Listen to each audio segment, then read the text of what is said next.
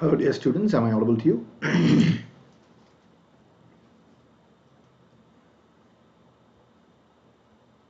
Hello, am I audible to you? Good evening, Amrit Varshan, am I audible to you? Thank you, Swaminathan. So,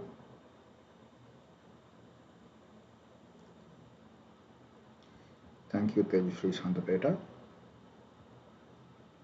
Good evening, Saikat Das.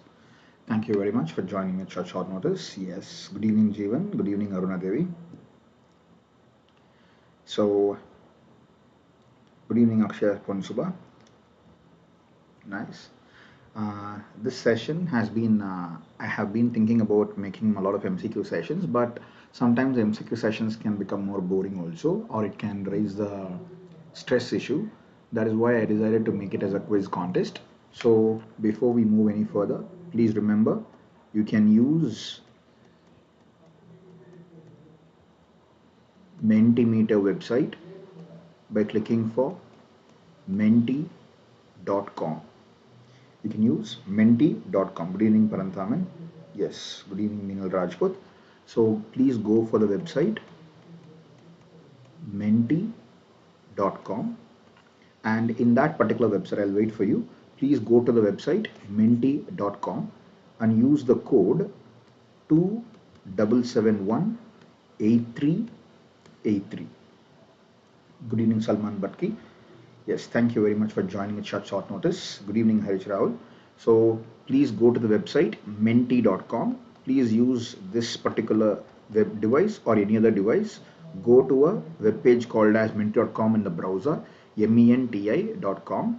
In that, they will be having a small box. If you click on the box, you will be able to enter this code 27718383. If you can actually use this particular code, you will be able to play the game with us.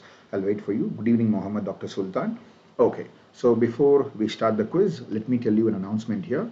See, this is Dr. Meenakshi Sundaram here, and I'm trying to help you in the month of February by coming up with 4 such sessions. So we'll be having all subject MCQs. That is, in case of pulmonary TB, in pulmonology and TB, HIV, CVS and CNS at 7 p.m. on distinct dates. We'll be telling you the dates sooner on my web channel or in either channel.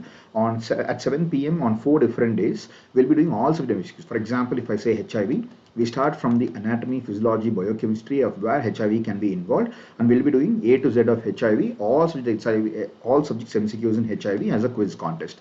That also will be a menti.com based quiz contest. I would like you to come and visit this so that we'll be able to do some important topics. Remember, CNS and CVS are a must to know in any kind of exam for NEET exams, and HIV is definitely an old topic, pulmonology and TB. So all these 4 topics on 4 different days, we'll do all subject MCQs. I hope it'll be useful for you.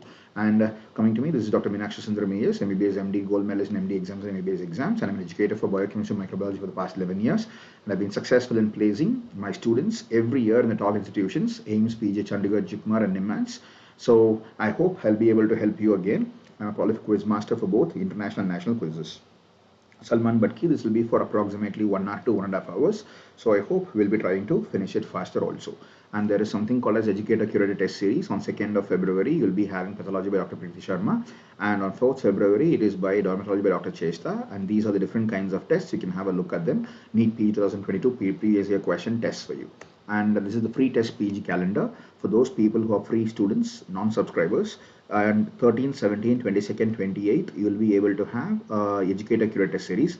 Every Friday at 9 p.m. you have Study with YouTube test series. 9th January alternate Sundays, 9 a.m. you have this series, and 16th January alternate Sundays you have this series. And this is the plus subscription. You can have daily live classes, live tests and quizzes, structured courses, unlimited access. And I'll be using, you can use code Dr. ASM Live. Please use code Dr. ASM Live to unlock free sessions or to subscribe for it to get a 10% discount and exclusive access to all my classes in all subjects. And there's iconic subscription. These are special class features. There is an updated, highly effective question bank. And these are the NEET PG toppers. There is a raise a hand issue. You can directly talk to the educator. And these are the 2 batches coming up for Focus FMG and Target NEET PG 2022. And there is a rapid session. And I'll be teaching one of these sessions for you. 2 of the sessions. And this is the NEET subscription rate. Salman Bhatki, all of them will be 1 hour sessions. Still I haven't decided, that is why I'm telling you the data is not confirmed, but one thing that is sure in this session is we'll be doing 4 days of sessions, and each session will be for half an hour to 1 hour, and that'll be at 7 p.m. on all these days. So let me tell you the dates sooner. I'll tell you the dates by first week of February. Okay, now yes, very good, Surya, good evening. So shall we begin? So are you all ready? Shall we begin? Let me tell you once again, go to menti.com and enter this code 2778383. Will be able to join the game.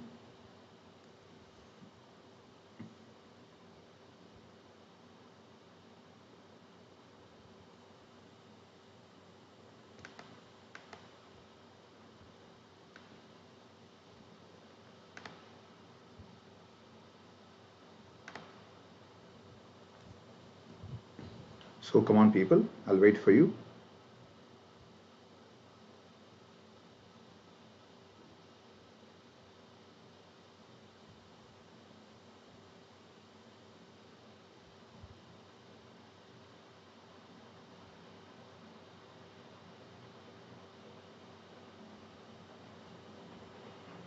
Yes, please go to menti.com.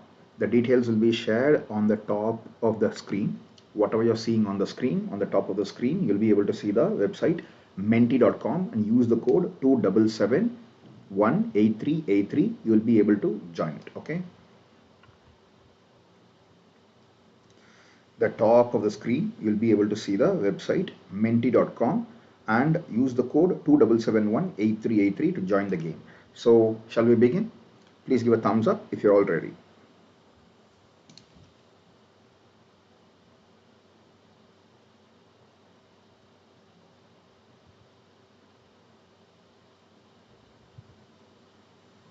Thank you, Lakshna Sri Rangraj. So let's begin. Thank you, Naveen Kumar. So let's go for the first question. See, take it as a game. If you have a chance to play the game through the website, it is well and good. If you can't, it's okay too, but it should be fun. See, knowledge and learning should always be a beautiful thing. That is my whole purpose of running this quiz contest on YouTube. Let's begin the first question here. See, let's revise some few old questions so that it will be helpful for you. Patient's history of severe asthma scheduled for appendectomy. Which of the following inducing agents causes the least respiratory depression? Ketamine, propofol, etomidate, thiopental. Which one? Thank you, Venkatesh Kumar. Karthik Kamaraj, Vanakkam. Which of the following inducing agents or the induction agents for anesthesia can cause least respiratory depression? Yes, come on people. Those who have joined just now, see, we'll be having 50 MCQs. This is just the beginning of the first MCQ, so don't worry about it. You can join. Use the code 277-18383 on the website menti.com. You will be able to play the game with us. Let's play the game.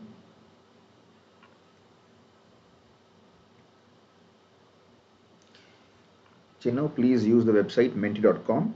Aman Madheshia, please use the website menti.com. You'll be able to answer it. Okay. The right answer is ketamine. Remember, ketamine has the least amount of respiratory depression. That is the reason why ketamine can be used in case of people who are suffering from asthma when there is obstructive lung disease also. Also, if at all you use ketamine, the secretions can increase massively. So glycolate or glycopyrrolate can be used in addition in advance before you use ketamine. And remember, ketamine can cause emergence delirium, which is an important side effect of using ketamine as an anesthetic inducing agent. So 21 people are given the right answer. That's a wonderful game to play. Minal Rajput, Aman Madheshia, Chinnu, please go to the website menti.com and use the code 277-18383. Your answers will be counted. If your answers are wrong, nobody will know your answers are wrong. But if you are right, everybody will know if you are in the top 10. So let's see who is on the top 10. So Wonder Woman, Surya, Revati, Bidisha, AV, Venkatesh Kumar, Naveen Kumar, Parantaman, Prathamesh, Vasuki Iyer are the top 10 people here. So let's see whether you'll be able to click on to the top 10 in this question. Let's go for the second question. This is also a repeat question. Don't worry about it. Just try to answer this. From the third question, we'll be doing pure sessions from this question. Boundary of triangle of auscultation is not found by. Boundary of triangle of auscultation where the mouthpiece of the stethoscope can actually give you the best results. Serratus anterior, scapula, trapezius, latissimus dorsi. Yes, we have very less time because it's the old question. Come on, people. Yes, the time is up. Yes, so many people might be concerned about this. This is a very old question, repeat question. It was repeated in the previous quiz also. That is why I did not give you much time. The answer is Serratus anterior, yes, Varsha Kaushik, Aman Madhesha, Saikat, that's correct, all of you. The answer is serratus anterior. See, serratus anterior is not a part of the triangle of auscultation. Let me show you a picture here. See, this is the triangle of auscultation, the boundaries. If you look at it here, medially you will be able to have, this is the medial border of the triangle, and this is the lateral border of the triangle, and this is the inferior border of the triangle. Inferior border of the triangle contains the superior border of latissimus dorsi. The lateral border is actually made up of the medial border of scapula, and the medial border is made up of the inferior lateral border of the trapezius. So trapezius, scapula and latissimus dorsi all form the triangle of auscultation borders except the serratus anterior. So let's go for the next question here. So this is a serious question. From now we'll begin our serious questions here. So we have shown you previous questions as a part of playing the game. So I think Surya is on top, Bidisha second, AV third, NEET PG fourth, Naveen Kumar fifth, Parantaman sixth, Pooja seventh, Wonder Woman eighth, Revati ninth and Venkatesh 10th. So let's go for the serious questions now. So I understand you have played the game here. Question 3 of 49. Your time starts now. Answer fast to get more points. Which of the following occurs during the pre-oxygenation of a patient? Which of the following occurs during the pre-oxygenation of a patient? Increase in functional residual capacity, denitrogenation, increase in carbon dioxide clearance from the lungs, increase in closing capacity of the lungs.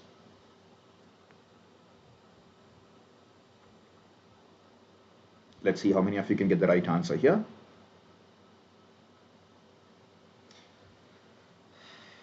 Mrinal Murmu, that is not the right answer. Varsha Kaushik, that is not the right answer, but still you can try to use this answer on the website. You'll be able to have your marks counted in case you'd like to answer it. Come on, people. Okay, 5 more seconds. Anybody else? Okay, the time is up. See, there are some people who are not even trying to give the answer in spite of being in the game. Don't do this, because even if you are wrong, there are no negative markings. No negative markings. That is why I should actually want you to take this forward. This is how you play the game better. Okay. See, remember, whenever you go for pre-oxygenation of a patient, the pre-oxygenation will try to increase the amount of dissolved oxygen in the blood. I repeat, pre-oxygenation of a patient will increase the concentration of dissolved oxygen, but that does not alter any kind of capacities in the lung. So option A and option D are absolutely wrong. Increase in functional residual capacity or increase in closing capacity of lungs, both of them will not be affected. Also, the oxygenation of a patient does not increase the carbon dioxide clearance. The only thing that can do is it can cause denitrogenation. Removal of nitrogen will become better if the patient has been pre-oxygenated. So 10 people have gotten the right answer. So let's see who is on the leaderboard at the top 10 here right now. Okay, Surya, Nandi, Nirusha, Karthik, Akshaya have given the right answer here. Very well played. So Surya, Karthik, Nandi, Bidisha, AV, Nirusha, NEET PG, Naveen Kumar, Parantavan, Akshaya. See, Surya is actually running away from all of you. He is taking the top position again. So do not make the mistakes next time. If you want to stay close to Surya, you have to fight among others for the second position. So come on, people, let's give a tough competition right now to Surya. Come on, Surya, you don't try to give out the top position.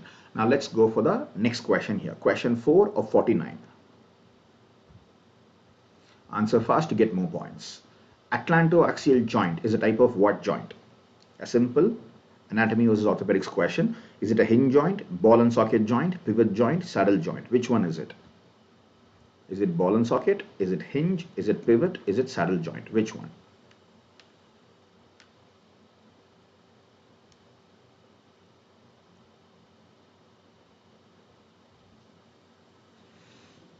Yes, thank you people who are giving us the answers here. That's a good game.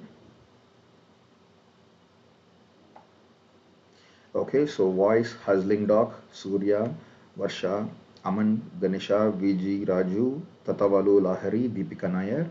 I appreciate your answers, but your answers will not be counted if you don't go through the website here. In case you would like to be in the top, see, this is just the third question. You can make a difference. You can come on the top. So just try to use this. You can be a winner in the quiz contest. The right answer is pivot joint. Atlantoaxial joint is a type of pivot joint. So let's see who is on the top 10 here. Yes, Mridula is also correct. Sanatana Chaudhary is also correct.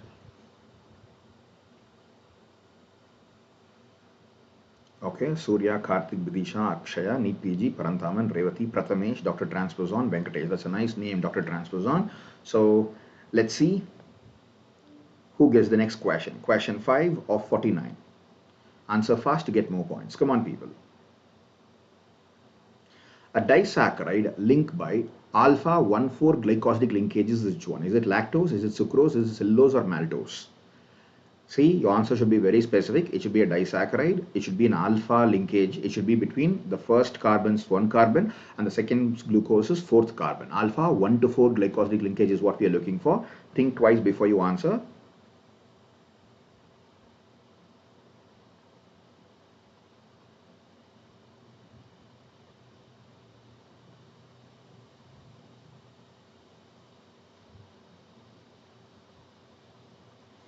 Hustling Doc says A. Sanatana Chaudhary says B. Any other answer, people? Okay, the time is up. Okay, YC says C. Okay, majority have given the right answer. The answer is maltose. Remember, in case of sucrose, it is alpha to beta 1 to 2 linkage. What is the meaning of alpha 1,4 linkage? It means this first sugar is also in the alpha position. The second sugar is also in the alpha position. So from alpha to the other alpha, first carbon to the fourth carbon of the next sugar. That is the meaning of alpha. Now, if I say beta, it means from the beta sugar of the one thing and the other beta sugar, you are having a beta 1,4 linkage. But in case of sucrose, it is from the alpha sugar called as glucose to the beta sugar called as fructose in the first position to the second position. So it is alpha to beta 1 to 4. So sucrose is not alpha 1,4. And in case of lactose and cellulose, both of them are beta 1,4. That is why we need beta galactosidase enzyme to break lactose. And remember, in case of lactose, sucrose and cellulose, there is involvement of beta. The maltose is the only one who has alpha 1 to 4 glycosidic linkage. So let's see who is on the top 10 right now.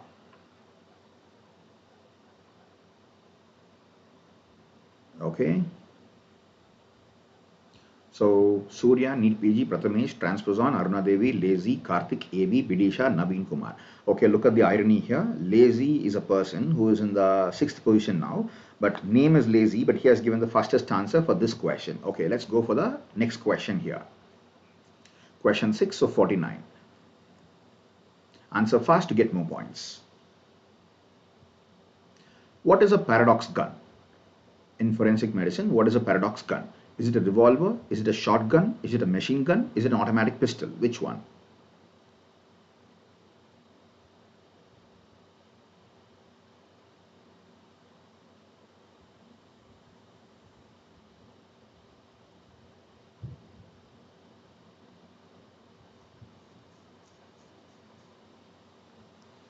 Okay, 21 more seconds. Come on, people.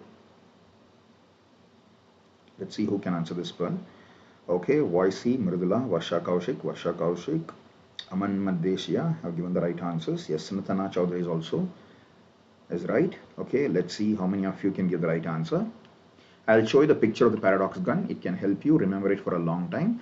And yes, very good. Majority have given the right answer. So this is the shotgun, which is a paradox gun. The nozzle will be very short and will be closer to the area.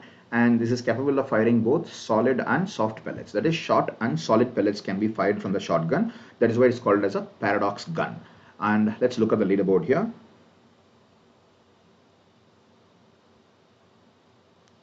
So Aruna Devi gets it right. Lazy is also right. So Aruna Devi is on top. Surya second, Karthik third, Lazy fourth, Swaminathan fifth, Naveen Kumar sixth, NEET PG seventh, Divya 8th, Akshaya 9th, and Revati 10th. Divya has entered into the top 10. Well played. Let's go for the next question. Let's go for the question number 7 of 49. Yes. Answer fast to get more points. In colposcopy, following are visualized except which one is not seen in case of colposcopy? OG question. Upper 2/3 of endocervix, lower 1/3 of endocervix, vault of vagina, lateral fornix. Which one is not seen through the colposcopy?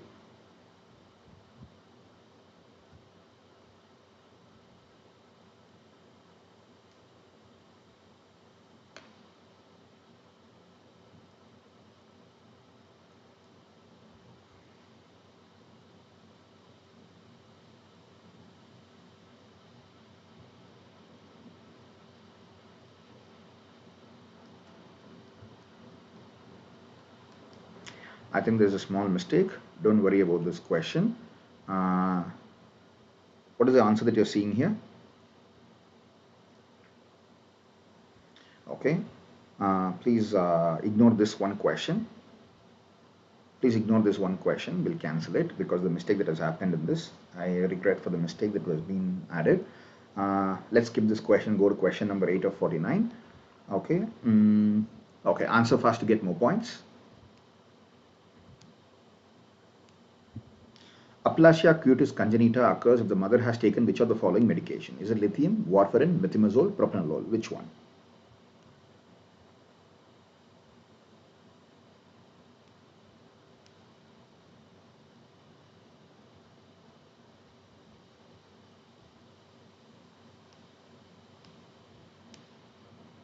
Okay, very good. See, remember, the mother might be having a thyroid pathology for which you have to put an anti-thyroid drug, or you can give a beta blocker also. Among these given drugs, which one is capable of causing aplasia cutis congenita if the mother is actually taking the medication in the child? Yes, most of you have given the right answer, I believe. Yes, majority have given the right answer. The answer would be methimazole. See, warfarin can cause skin necrosis in the patients who are using. It does not have to cause congenital aplasia cutis. And if at all warfarin is used by the mother, it can cause fetal warfarin syndrome, which can affect your bones and the pelvis more. And lithium is capable of attacking your, yes, it is capable of attacking your thyroid gland itself. Propranolol is not known for causing any kind of aplasia cutis congenita because it has less effect on the accumulation on the skin of the child. So the answer would be methimazole. Let's look at the leaderboard here. This is the leaderboard. So I think suddenly Lazy has picked up a bigger picture. I think Lazy is still on top. Lazy, Surya, Naveen Kumar, Swaminathan, NEET PG, Divya, Aruna Devi, Karthik, Shint and Bill. Okay. Shint has come into the top 10. Bill is also come into the top 10. Please tell us your name, Lazy, Shint and Bill if you can. If you will, please tell us your name. We'd be happy to know who you are. Question 9 of 49. Yes, answer fast to get more points. Caterpillar bodies are seen. I'll show you the caterpillar bodies after the question is over. Caterpillar bodies are seen in which condition? In skin. Diskeratosis congenita, amyloidosis, porphyria cutanea tarda, and lipoid proteinosis. Among the four, which one?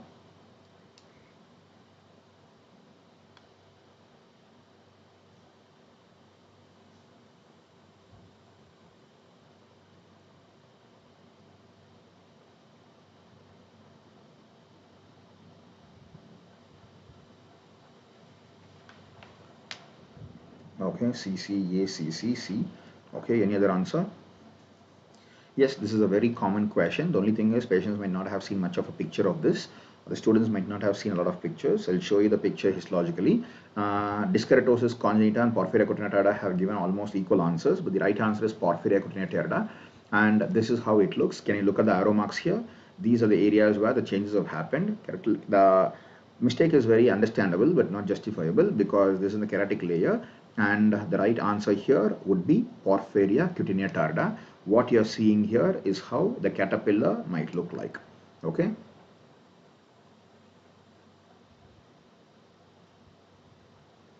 So let's look at the leaderboard now. I think Lazy still holds the top area. Lazy first, Surya second, Swaminathan third, Shint fourth, Naveen Kumar fifth, NEET PG sixth, Divya seventh, Aruna Devi eighth, and Karthik ninth, and Sanmati Karthikeyan 10th. Very good, Sanmati. You have come into the top 10 once again. Okay, let's look at the next question here. Question 10 of 49. Come on, people. Answer fast to get more points. Which of the following is not a type of study design? This comes under preventive and social medicine statistics. Which of the following is not a type of study design? Qualitative study, observational study, retrospective study, pilot study. Which one?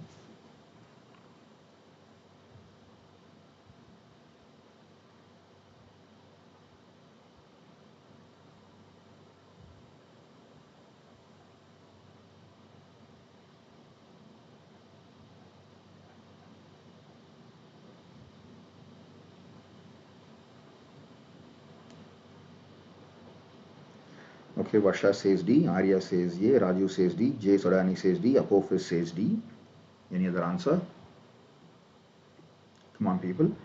Those who have joined us just now, Andela Kasturi, D, yes.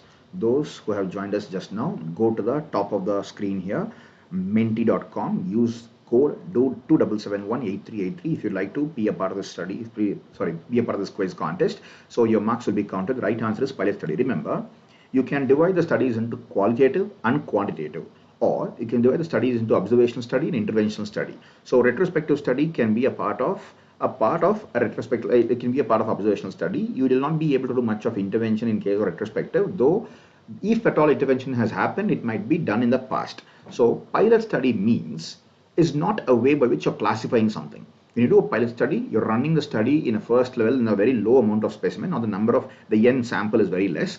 If at all it gives enough amount of results, or the results are conclusive, or the results are actually helping you, then you can project over a bigger population. That is what it is. But that is not a type of study design. So observational study, interventional study, retrospective study, qualitative, quantitative, all this can be called as designs in a study. But pilot study is not a study design. Let's go for the leaderboard here.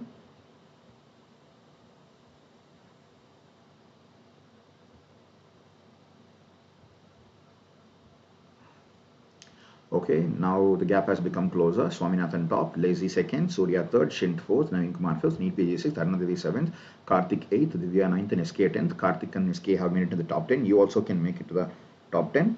Yes, you also can make it to the top 10. Please try to be with us. I'll try to give the PDF because I don't have a PDF. I only have PPT. So Salman Bhakti. Okay, let's go for the question 11 of 49. Answer fast to get more points. Job syndrome is characterized by elevated levels of which antibody? Is it IgA, IgM, IgD, IgE? See,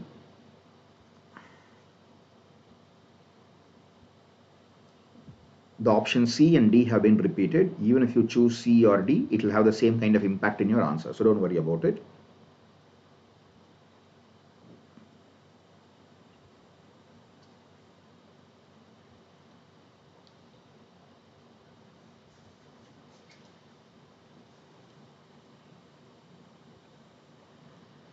All these are very important questions. See, the questions are neither too tough nor too easy. They are at a moderate level.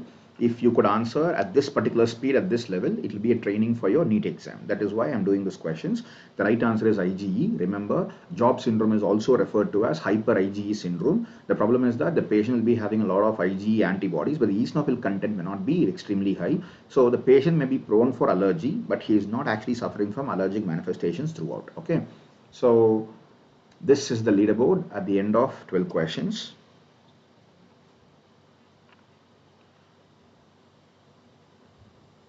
Okay, so Swaminathan is on top, Surya second, Naveen Kumar third, Lazy fourth, Shint fifth, Arunadevi sixth, Karthik seventh, Bill eighth, NEET PG ninth, and Vaishnavi 10th. Now Vaishnavi has entered into the top 10. Well played. Let's look at the next question here. Question 12 of 49. Come on, people. Answer fast to get more points. See, remember, at any point of time, you'll be able to make it to the top 10. So please continue. What is the term paradoxical carrier telling you? Paradoxical carrier refers to the person whose carrier state lasts less than 6 months, whose carrier state lasts for the rest of one's life, who acquires the pathogen from a patient, who acquires the pathogen from another carrier. What is your answer?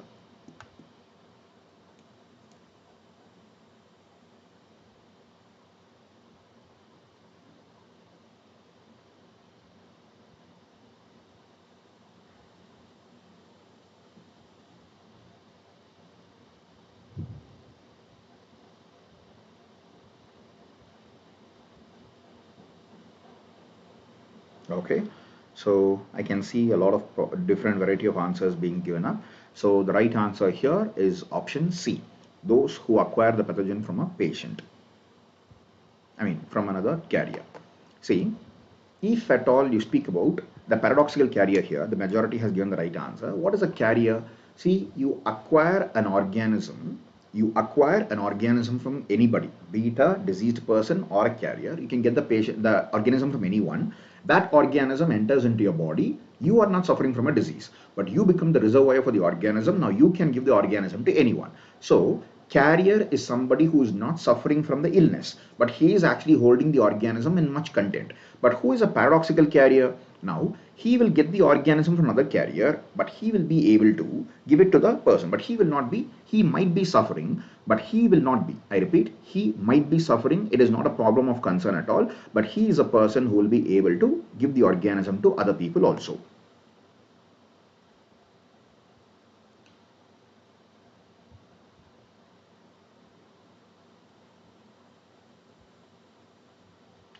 Swaminathan, Surya, Lazy, Shin, Taruna Devi, Karthik, Bill, Naveen Kumar, Vaishnavi, Divya.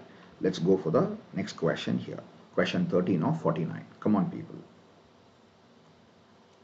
Answer fast to get more points. Human metapneumovirus is structurally similar to which virus? Human metapneumovirus is structurally similar to, in terms of morphology, which or virus comes close? Influenza, respiratory syncytial virus, measles virus, rubella virus. Which one?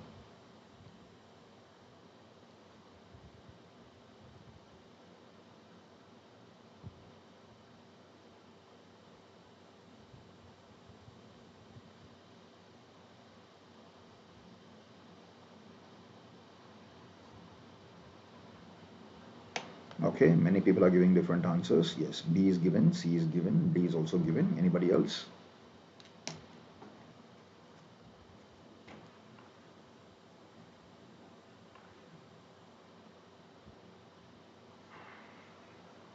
Okay, so the right answer is given by the majority here. It is respiratory syncytial virus. I repeat, human metapneumovirus and respiratory syncytial virus are almost similar in structure because of the antigens and also the ability of the antigen to go and bind to the receptor.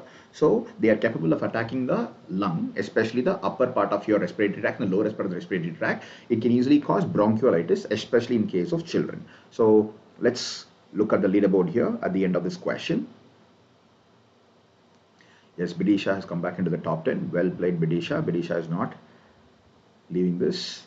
Very good. This is how you fight. Swaminathan, Surya, Shint, Aruna Devi, Lazy, Karthik, Naveen Kumar, Bill, Vaishnavi and Bidisha. Some people have been pushed out of the top 10. Some people have come into the top 10. So the whole of life is actually a competition, right? It's like a war. So how happily and how fun-fillly are you able to fight it? That is what matters. And if you could actually fight it out at the end, do not give up your hope. You will be able to come to the top 10. At least we can't make it to the top 10. You will know where you stand silently.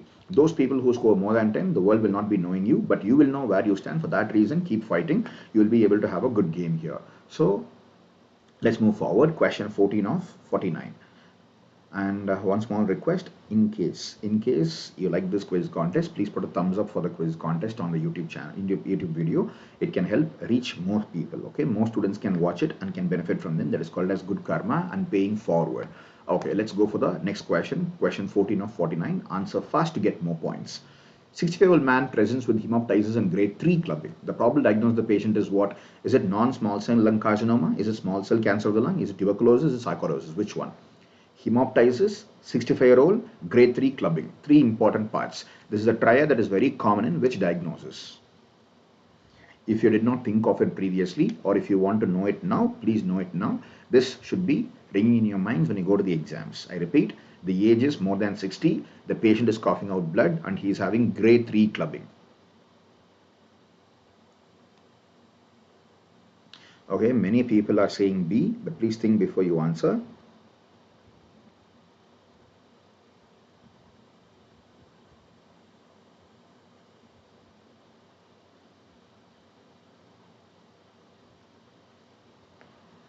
Okay, the right answer is non-small cell lung cancer. Many people would have chosen small cell lung cancer. No. Remember, if there is hemoptysis along with that of clubbing, especially the patient is more than 60 years, think of the triad as non-small cell lung carcinoma. And definitely, you will not be having clubbing in case of tuberculosis and sarcoidosis. So clubbing can actually block between that of a bronchogenic carcinoma. It can be swinging between that of non-small cell and small cell.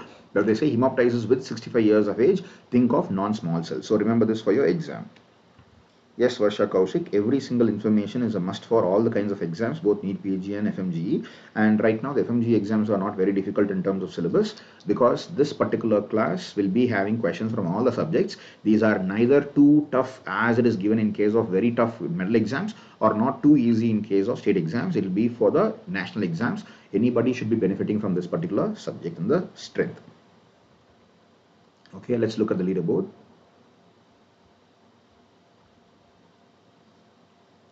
Okay, Surya, Karthik, Vaishnavi, Bill and Transposon have gotten the right answer to this question. So I can see Transposon pushing back into the top 10. Now Surya has come into the top 1 position. Swaminathan, Karthik, Bill, Shin, Taruna Devi, Lazy, Vaishnavi, Naveen Kumar and Transposon. Let's go for the next question. Let's see how many of you can get the question right. Question 15 of 49. Come on, people.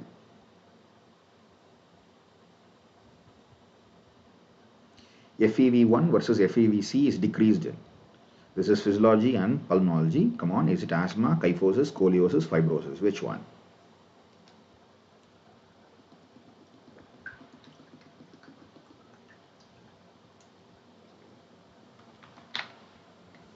From these four options, you understand three options are of one category. One man is an odd man out.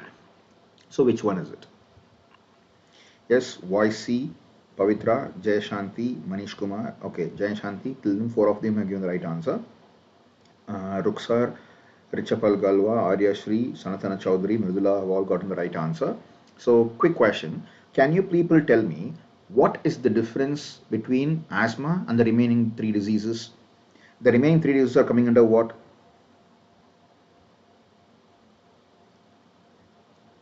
The remaining three diseases come under what? The right answer is asthma. Can you tell me?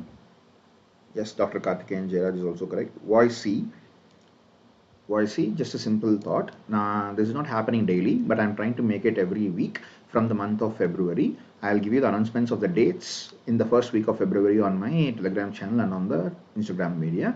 The point here is we have decided to have all subjects MCQs on individual topics. For example, tuberculosis and pulmonology, one particular session, all subjects from starting from anatomy till that of dermatology will be having questions from all. Likewise, we'll be having one session on HIV, one session on CNS, and one session on CVS. So you all are welcome to attend this. Thank you very much. Yes, yes, very good. Divya Gurunathan and others. Yes, you're kind to give us an answer. Yes, Yash Chaudhary. In case of kyphosis and scoliosis, you have skeletal restriction. In case of fibrosis, you have pulmonology pathological restriction and the parenchyma. So in B, C, and D, you have restriction. Well, in case of asthma, you have obstruction. When it obstruction, you're not able to push it forward very fast.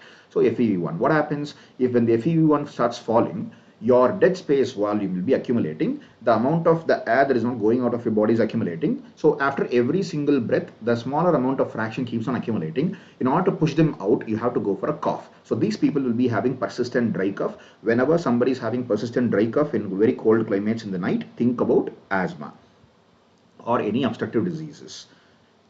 Okay, let's look at the leaderboard here. Yes, so now Surya is on top, Swaminathan second, Karthik, Bill, Aruna Devi, Naveen Kumar, Shint, Lazy, Transperson on Divya. So Divya have come back into the top 10. Okay, let's see who is here. Yes, very good, Karthik Kamaraj. Let's look at the 16th question out of 49. Answer fast to get more points. Come on, people, come on. A wave in JVP is due to, it's a very simple physiology and medicine based question. Come on. It is because of atrial systole, atrial diastole, ventricular systole, or ventricular diastole. Which one? I think this is a dead easy question among all the questions. You should be able to answer this with immense amount of joy. I'm pretty glad almost 90% people will be able to give the right answer. YC, Raju, Jayashanti, Pavitra, Ruksar, Aryashri, Shivanityagi, Dr. Karthikeyan Jairaj, Richapal Galwa, Chirag Sharma, Mridula. All of you are giving wonderful answers. It's a request. You can go to the top of the screen, whatever you're seeing on the screen. You can go to menti.com and use the code 2778383 so that you'll be able to play the game with others. When you're giving such good answers, you will be able to have recognition for your answers. You may be able to come to the top 10. Still only 16 questions done. Okay, remember, when the atrium is contracting, there is a small bulge coming out of the atrium. Because of that, you will be able to have the A wave in the jugulovenous pulse. Okay, let's go for the leaderboard here. Yes, very good, Anbudasan. Bulging happens in the tricuspid valve. Very good. So, Surya, Swaminathan, Bill, Aruna Devi, Karthik Kumar, Naveen Kumar, Shint, Transposon, Lazy, Divya. Okay, now nobody has come new inside and nobody has gone out of the top 10. Let's see who can actually make the difference here. Question 17 of 49. Answer fast to get more points. I'm sorry.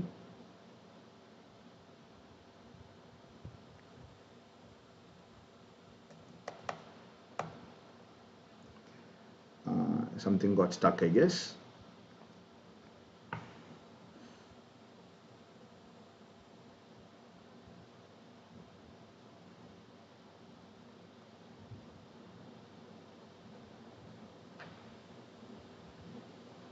Yes, let's go for question 17 of 49. Answer fast to get more points. Most common cause of unilateral pedal edema in 55-year-old patient is? What is the answer? Think very carefully. You are looking for the most common cause. and focus on the most common cause and also on the unilateral pedal edema. Okay, look at the age, look at the question about frequency, and then about the side. Pregnancy, lymphedema, venous insufficiency, Milroy's disease. Which one?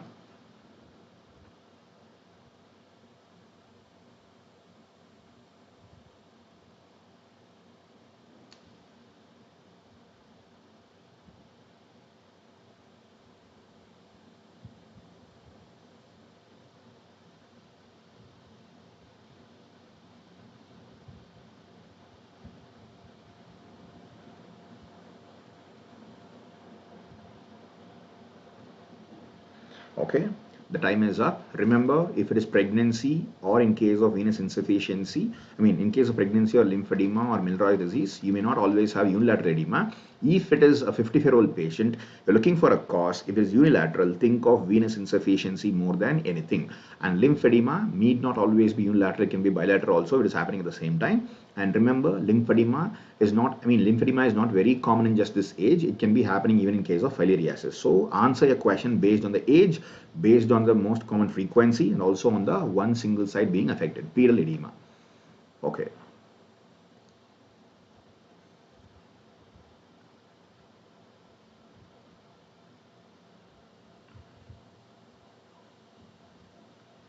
So let's go forward. Let's go to question 18 of 49. 1-year-old male, heart rate is 40 per minute, BP is 90/60, serum potassium 6.5. What is the next best management? These kind of questions are very common in NEET exams. Is it ipratropium, adrenaline, sodium bicarbonate, and calcium gluconate? See, at least in this question, it is very easy because you have to choose between the drugs among the 4 drugs you're going to give. But sometimes they'll be asking you for whether to go for the investigation, then go for the drug, or to go for the investigation, then go for illogical management, or is it for surgical management or therapeutic management? These kind of questions can actually kill you in the exams because almost all of them will be making the same sense. So practice more amount of questions. Whenever there is a decision making kind of question, please practice those kind of MCQs more. That can be helpful for you. Okay, 1-year-old male child, heart rate is less, but BP is actually almost tanking. Serum potassium is 6.5. What is the next best management? Go for the answer here. Yes. So it cannot be ipratropium because that will be affecting the potassium in an adverse fashion. The same in case of adrenaline because both of them are having adrenergic agonistic activity. Sodium bicarbonate is capable of helping you in case of the acidic situation. But nobody says there is an acidic situation. The answer would be calcium gluconate because calcium gluconate can help you in controlling the potassium as a binder. Okay, let's look at the leaderboard here. Surya, Swaminathan, Bill, Shint, Lazy, Karthik, Divya, Naveen Kumar, Vaishnavi, Dr. Transposon. Let's go for the next question here, 19 of 49. Come on, people, you can do it. Answer fast to get more points. Yes. What is apheresis? You might have heard about plasmapheresis. Now, what is apheresis? Is it preventing blood transfusion infections like HIV, HBV? Is it selective separation of components of blood? Is it separation of platelets from plasma? Is it isolating organisms from a mixed culture? Which of the following is the right answer here? What is apheresis? A hematology question.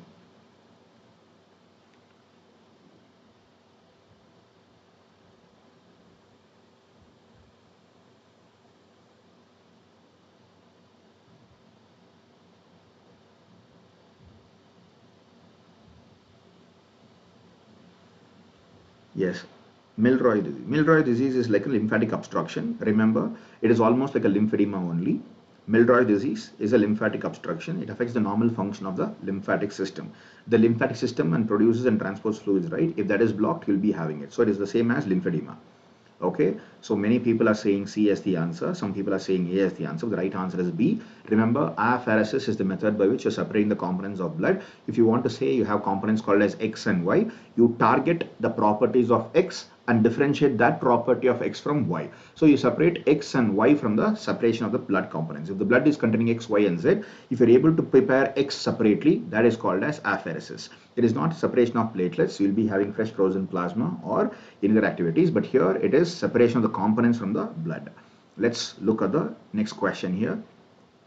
Okay, before that, let's look at the leaderboard. Dr. Transposon has come back into the top 10 from previous question. So Surya, Bill, Swaminathan, Shint, Lazy, Karthik, Divya, Vaishnavi, Transposon, Naveen Kumar. Yes, they are grabbing their top position again. Come on, people. Others, you can still make a difference for yourself. question 20 of 49. It is still only midway. It is even less than midway. So it is very early. You can go to the top letters minty.com and use the code 277-18383 to fill this answer game better. Let's look at the question here. Answer fast to get more points. Come on, people. Adam TS deficiency is seen in which disease? Think very carefully. All of them may look similar. Is it essential thrombocythemia? Is it idiopathic thrombocytopenic purpura? Is it thrombotic thrombocytic purpura or chronic lymphocytic leukemia? Which one is it?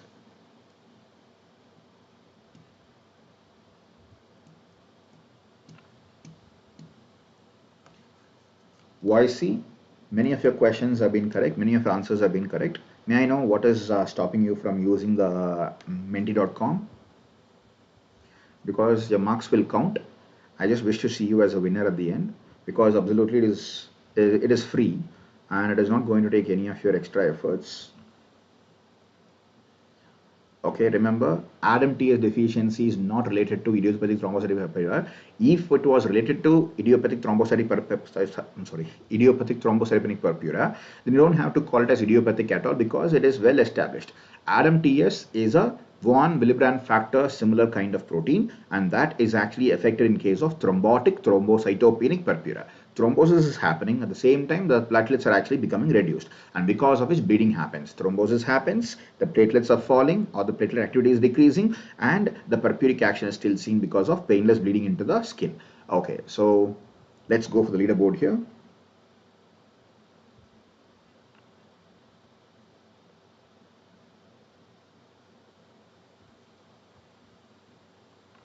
Okay, this is the leaderboard. Surya, Bill, Swaminathan, Karthik, Divya, Shint, Transposon, Vaishnavi, Lazy, Naveen Kumar. Okay, so it has been a long time since somebody has entered into the top 10 area. Come on, people, somebody should break into the top 10. Come on, displace the top 10 people. Come on, people, somebody else. Question 21 of 49. Please enter to start countdown. This is the next question on your screen now. CSF is absorbed where? It's a very simple question. Even school students can answer this. Try, but do not make the mistake because of tension. Choroid plexus, dura mater, subarachnoid granulations, and pia mater. Which one? This is neuroanatomy question. Come on, people.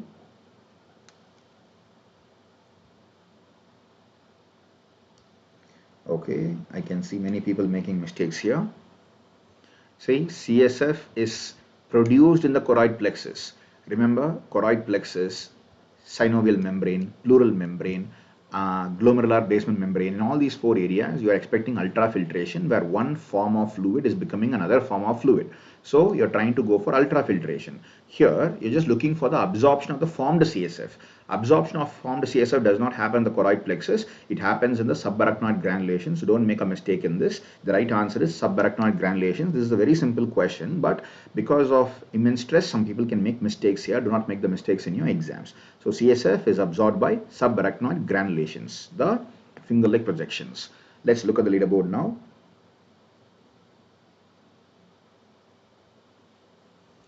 Surya, Bill, Divya, Transposon have given the right answers. Surya, Bill, Divya, Swaminathan, Transposon, Karthik, Vaishnavi, Naveen Kumar, Shint, Nandi. Divya has shown abnormally extraordinary improvement. She has come to the top 3 now. Okay, let's look at the next question. Question 22 of 49. Answer first to get more points. Cranial nerve 8 palsy causes all except. Which one is not caused by the palsy of vestibulocochlear nerve? Gag reflex, vertigo, motion sickness, tinnitus. Which one?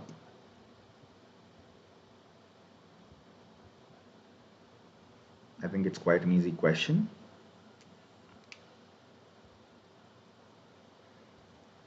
Yes, Deepika Nair, this class will be available on YouTube after the session also, but you will not be able to enjoy the quiz because you will not be able to answer them. That is why I would request you to come online and be staying online. Please don't leave in case you're thinking of leaving, unless it's a very serious issue where you have to go, because still you have 25 more questions. If you could play this, you will have a good idea, like fun part of idea before you go for the exams. That is why we are running this quiz contest. Yes. So I think most of you can give the right answer. The right answer is gag reflex. And remember, see, when it comes to stabilization of your equilibrium, it will be vestibular nerve. And if you want to look at the hearing part, it is the cochlear nerve, which is coming under cranial nerve 8. So vertigo and motion sickness will come under vestibular portion, while tinnitus and hearing loss will be happening through the cochlear portion. But gag reflex is because of the palsy in case of Glossopharyngeal nerve, which is cranial nerve number 9. Okay, let's go for the next question. Have a look at the leaderboard before that. I think the top 10 people, all of them have given the right answer. Nandi has come into the top 10. Very well played, Nandi. Okay, let's look at the next question here. Question 23 of 49. Answer fast to get more points. Obesity is most probably related to decreased risk of which condition? Hypertension, hyperuricemia, osteoporosis, heart disease. Among these, the decreased risk is seen in which one?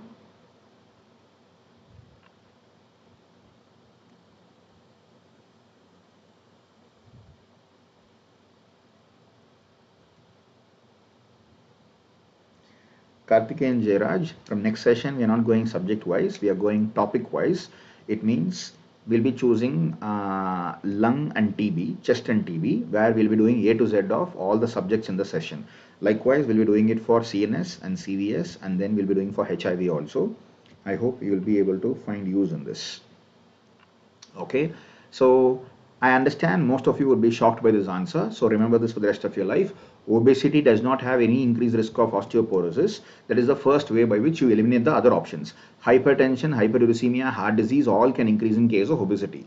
And how hyperuricemia in case of obesity? When a person is very obese, his muscle mass will also be slightly higher compared to others, but his fat also will be very higher. In that area, HMP shunt will be continuously overactive. Why? Because when you have obesity, you have to keep on building more amount of lipids. To bring more amount of lipids, you'll be requiring a lot of HMP shunt. Why? Because HMP shunt is the source of NADPH, and NADPH is required for both fatty acid biosynthesis and cholesterol synthesis. And when that is happening, when more amount of obesity happens, that if the NADPH and the lipids are being broken down, the HMP shunt is increasing. When NADPH breaks down, you will be having uric acid being produced in massiveness. So hyperuricemia can be seen. But obesity is not capable of increasing the risk for osteoporosis.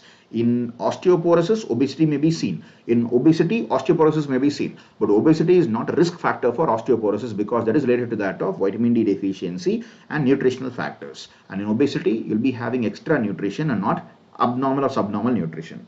Now, no, increased weight can cause bone breakage or fracture. That is not osteoporosis.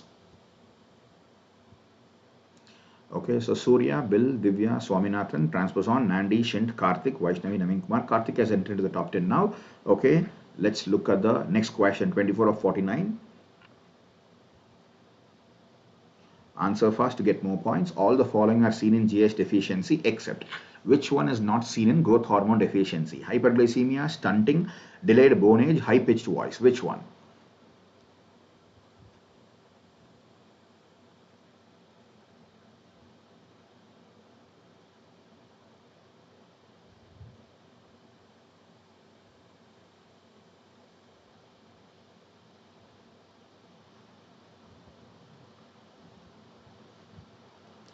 Okay, so Abu Hanifa says D, Voice C says A, Jay Shanti Nagarajan says A. Any other answer? Okay, Rajshekar says D, Pooja Harani says A, Arya Shri says A. Very good. See, remember this golden information in endocrinology. See, whenever growth hormone is taken into consideration, growth hormone will go as a function parallel to that of insulin when it tries to increase the girth of the body. When your body is trying to grow, somatomedin, growth hormone, IGF-1, insulin will all be helpful for anabolism. But if you take that out of the equation, when it comes to metabolism, growth hormone will be acting against that of insulin. It will cause hyperglycemia, while insulin causes hypoglycemia.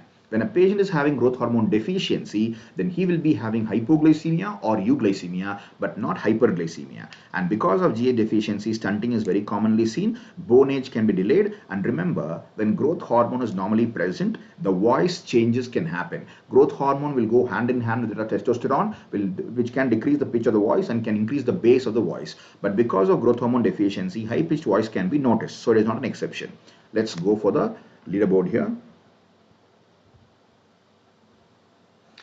Wow, Vasuki Iyer has come back into the top 10. AV has come back into the top 10. This is the first time I'm seeing Vasuki Iyer after the first question.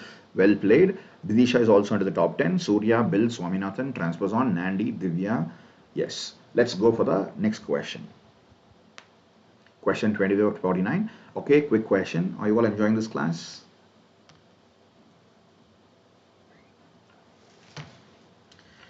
No, are you finding it fun? See, I did not try to make it as a class where I teach you things. There are other sessions where I've done it, but these kind of sessions should actually keep you motivated. I do not want you to push you out of the race. I want you to feel like you belong to the race. That is the purpose of doing all these things. So I hope you will be able to come back to future sessions if I do it. See, whenever subject is extremely tough to focus on, sometimes people can break. Now, you can easily say the statement. A teacher can come and motivate you by saying, okay, hammer crushes glass, but forges steel. You be the steel, don't be the glass. I can say that. But human beings are extremely complicated creatures. Brain is actually a complicated feature. And in those areas, sometimes you do not know how to be respond to stress. You yourself will agree to the fact that in different situations for the same kind of stress you have differently responded. Your response has been different for different situations. That is why you actually become a different person. So I do not want to stress you with very tough questions and make you forced. So these are the questions which can slightly stimulate your thought process and can keep you in the race. At the same time, it gives you enough amount of motivation to go back and read more. That is why we're doing this quiz contest. I hope you'll be able to come for the future sessions also. So let's go for the next question. 2549. Answer fast to get more points. Teratogens produce all or none effect till which day of gestation? This is an embryology based question. See how many of you can answer. Pharmacology plus embryology. 21, 31, 41, 51. Teratogens produce all or none effect till which day of gestation? All or none effect means what? If the teratogen is able to produce an effect, it can completely destroy the child. If it is not going to give anything, then it won't cause any effect at all. That is which stage? Is it a very early stage? Is it a mid stage or a very late stage? That is the one which makes you choose the answer.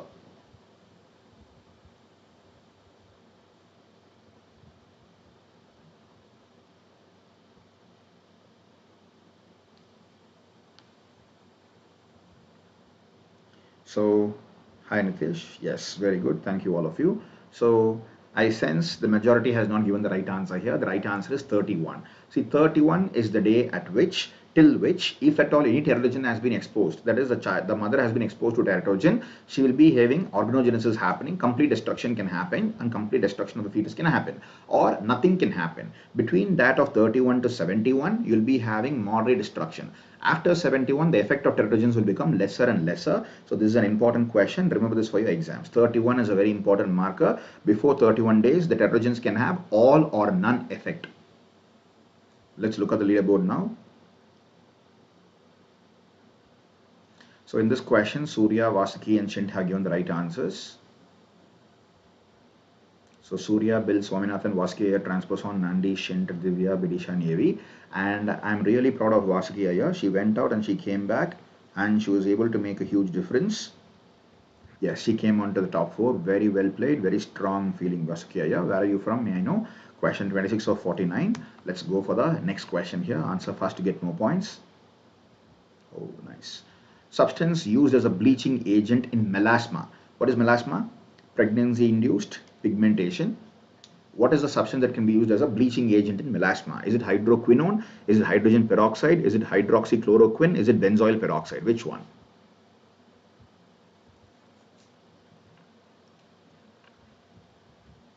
This is OG plus, that is OBG plus, dermatology coming together. It's called as mask of the pregnancy, pigmented mask of pregnancy melasma. If you want to remove the pigmented mask of the pregnancy, what is the subject you use as a bleaching agent? Is it hydroquinone, hydrogen peroxide, hydroxychloroquine, or benzoyl peroxide? Which one? Yes, well played people. Nice. So the right answer is hydroquinone. Remember, hydrogen peroxide is capable of removing the debris in case of any kind of wound healing. Also in case of packing and dressing of a wound. Hydroxychloroquine by itself can cause changes and causes pigmentation of the skin.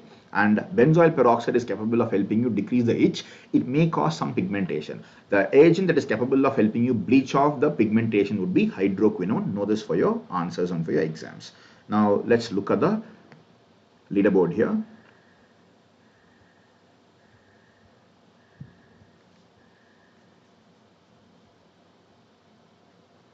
So Surya, Bill, Swaminathan, Vidisha, Vaskeya, Transposon, Nandi, Karthik, Shint, SH.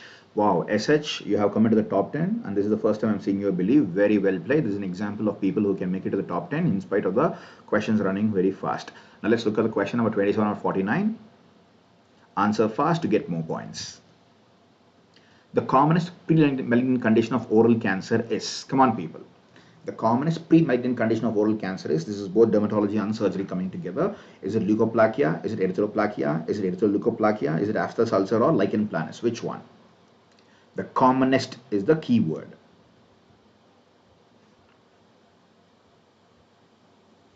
Commonest being the keyword. Come on people. And those who have joined this session just now, please look at the top of the screen. You can go to menti.com right away right now and use the code 277-1838 and if you use this particular code, you will be able to join the quiz right away. And if you're really smart, you can actually come into the top 10 also. You can still make a difference for yourself, or at least you'll know where you stand compared to pan-national quiz contest. Because students from many areas are answering this question, you will be able to get a good result. Yes, many of you have given the right answer. The answer is leukoplakia. Very well. So I can see, yes, Babli Kumari, Anushya Rajsekar, Raju, Ratindranath Pandey, Pooja Harini, Mridula, Aishwarya Salim, Andela Kausturi. Yes, very good. So the most commonest pre-malignant condition is, in case of oral cancer, is leukoplakia.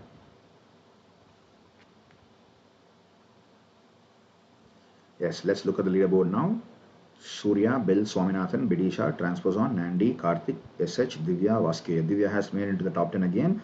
Vaske is still holding on to the 10th position. Very well played. So let's look at the next question now. 28 of 49. Answer fast to get more points. The most important cause of under 5 mortality worldwide is? Worldwide, what is the most common cause of under 5 mortality? This is a PSM and pediatrics question. Come on people. Diarrhea, malnutrition, respiratory infections, trauma. Which one?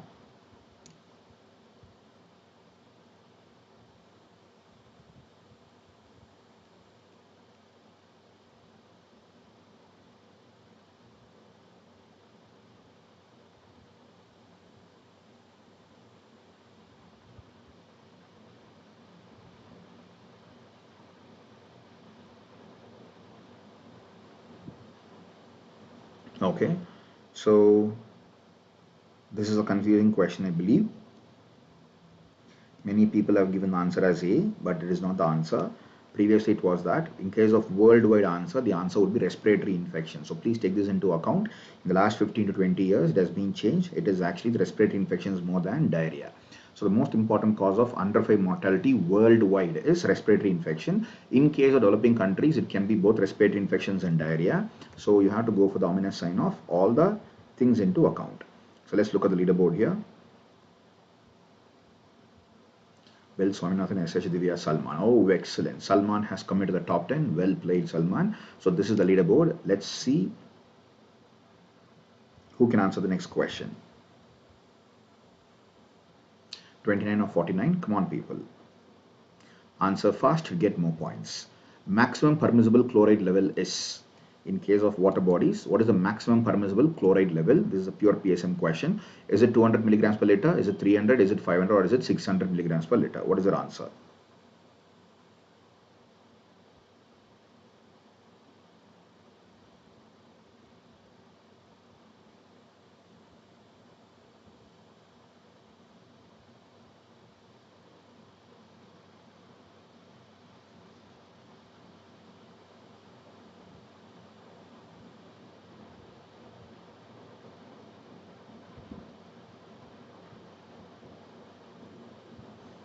Okay. Yes, we have 5 more seconds. Let's see how many of you can get the right answer.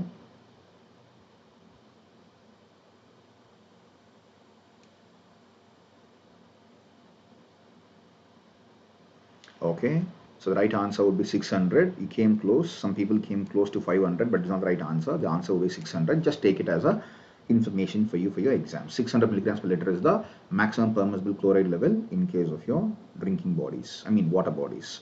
Let's look at the leaderboard now. I think many of you would have gotten the answer wrong, but Surya got it right. Surya, Bill, Swaminathan, SH, Divya, Bidisha, Dr. Transposon, Nandi, Karthik, Salman have the top 10 here. Okay, let's look at the next question. Question number 30 or 49. A simple question, people. Before that, is it okay if we finish all the 50 questions? Would you like it if we finish all the 50 questions, or we'll stop midway and we'll do it in another day? You can choose whatever you feel like.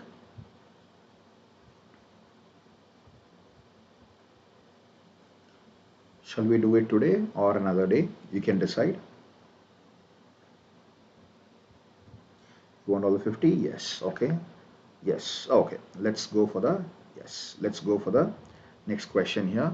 Answer fast to get more points. 1/4 50. What is that? Okay. So Salman Bhatki, I'm so sorry. The majority says you want to finish it today. Okay, let's complete today. Nirusha, Negmi, Harish Rao. Okay. Vitamin D is found in less than sufficient quantities in which of the given food products? Is it fish fat? Is it egg? Is it halibut liver oil? Is it milk? Which one?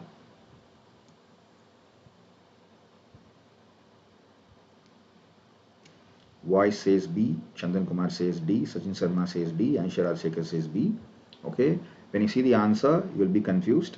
So think twice before you answer. These are the small tricky questions. These can be one-line questions, but not the easiest of the questions. So think twice before you answer. When I give you the answer, you all will be shocked. Have a look at it. Yes, you all got shocked, is it not? Remember, milk is a rich source of calcium, but milk is not a rich source of vitamin D because milk is mostly hydrophilic. Vitamin D is a lipid containing molecule and vitamin D is a hydrophobic component, and vitamin D is present as a hormone and also as a vitamin, and that vitamin D is a cause of fat soluble vitamin. It can be found in fish fat, egg and halibut liver oil. Egg is not a rich source of calcium, but egg is a rich source of cholesterol, and that cholesterol can give rise to steroid hormone, that is cyclopentanoperhydrophenanthrene ring, because of which vitamin D can be generated. Okay, so please be careful the next time you choose it. The question may look very simple, but it can be tricky. The right answer is milk here. Okay, let's look at the next question here.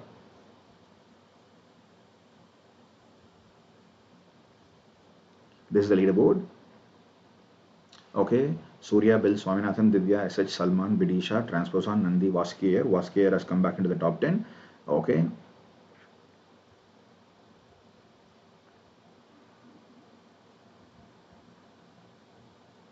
Question 31 of 49. Come on, people. Let's see who will crack this question the fastest. Barn-Watts syndrome develops secondary to infection with what? Barn-Watts syndrome develops as a secondary problem to which infection? Is it Borrelia burgdorferi? Is it Treponema pallidum? Is it Bacillus cereus? Is it Bacteroides fragilis? Which one? Barn-Watts syndrome. Yes, congratulations, Sachin Sharma. You got it right. Very good.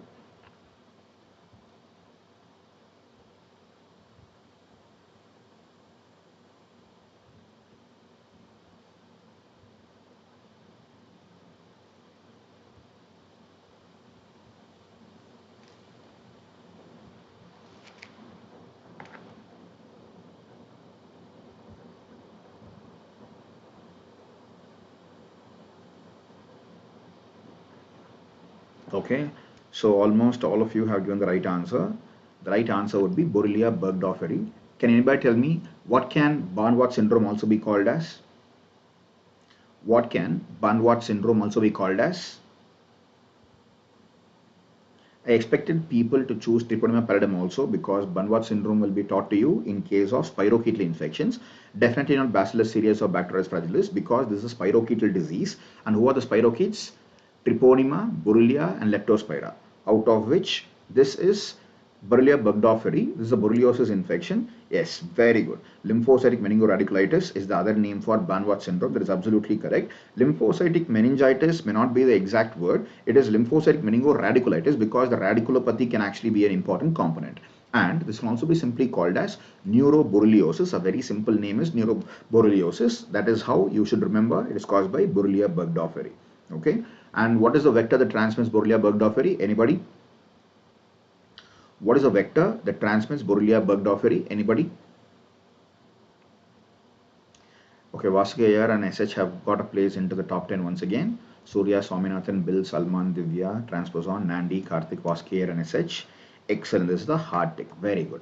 The right answer is heart tick. And who else can cause Lyme disease? Remember, there is another Borrelia called as Borrelia recurrentis, which can cause relapsing fever. You can also have Borrelia dattoni and Borrelia hermesi causing relapsing fever. So they are all caused by either tick or louse. Let's look at the question number 32 of 49. Answer fast to get more points. Let's see who gets the answers fastest. Raju, it is tick, not tsetse fly. Tsetse fly will be spreading Trypanosoma brucei. Which immunoglobulin combination is predominantly seen in case of pathogens of cryoglobulinic vasculitis? Cryoglobulinic vasculitis. IgA plus IgG, IgM plus IgG, IgA plus IgE, IgE plus IgM. Which one is the right answer? This can be quite tricky, so please think twice before you answer. It's very important. These kind of questions, you get it right. This is immunology plus molecular biology. Come on, people.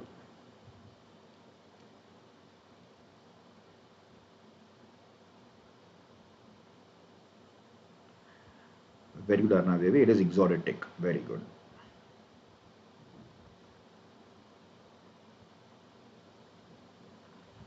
Okay, let's see who gets the right answer here. Everyone has voted. The answer would be excellent, IgM and IgG. See, this is vasculitis. It starts as an infectious situation, but it is not becoming non-infectious slowly. So you need both the acute responding antibody, and the chronic antibody. That is why IgM and IgG can be involved. Let me ask you a quick question. When you say cryoglobulinic vasculitis, which virus can you think of affecting your liver? In this situation, which virus can you think of that affects your liver?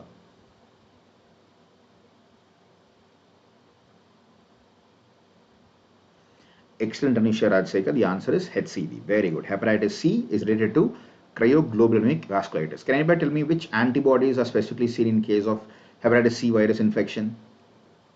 Very good. Can you speak about an antibody here? Which antibody can be very specifically seen in case of cryoglobulinemia and HCV?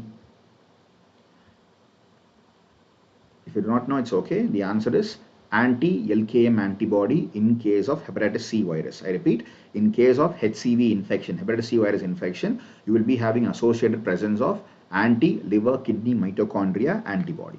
Let's look at the no Salman Badki. I understand this is not the question I'm asking for. I'm looking for a special antibody called as anti-liver kidney mitochondria antibody called as anti-LKM antibody. So Surya has given the fastest answer of this question. Swaminathan, Bill, Divya, Vaskiyer, Salman, Transposon, Nandi, Karthika, SH. Okay, let's look at the next question here. Question 33 of 49. Answer fast to get more points. In a case of chronic arsenic poisoning, all the following samples are sent for laboratory examination except nail clippings, hair samples, bone biopsy, blood sample. Which one?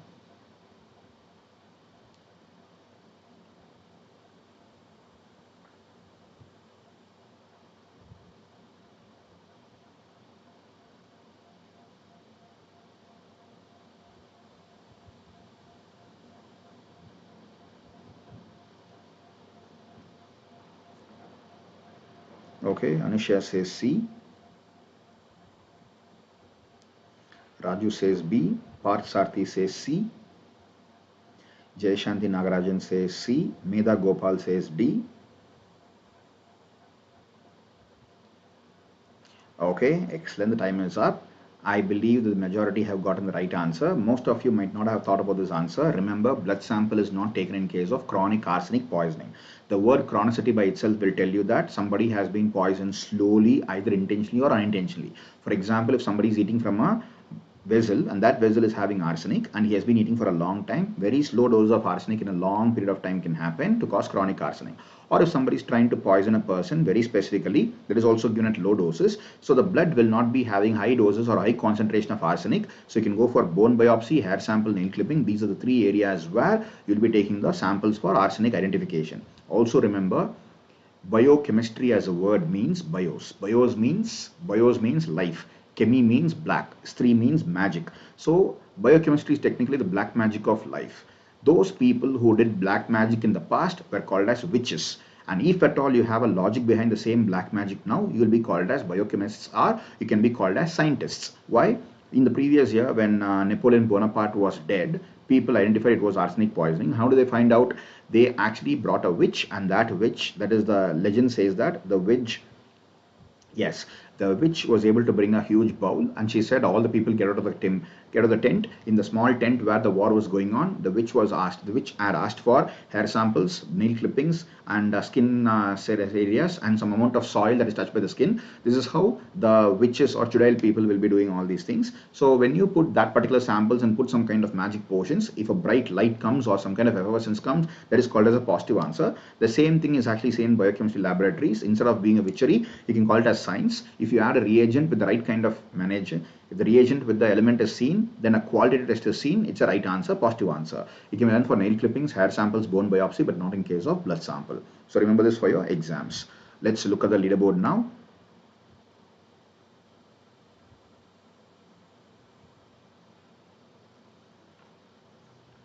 Okay, Surya, Swaminathan, Bill, Divya, Salman, Transposon, Nandi, Vaskiyar, SH, Arunadidi. Arunadidi has come back into the top 10. Well played.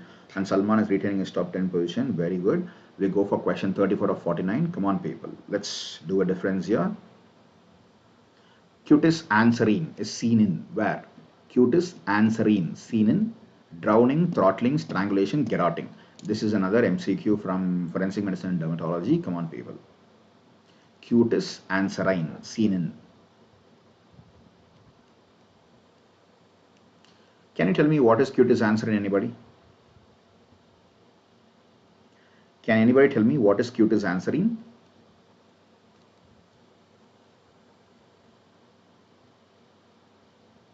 Yes.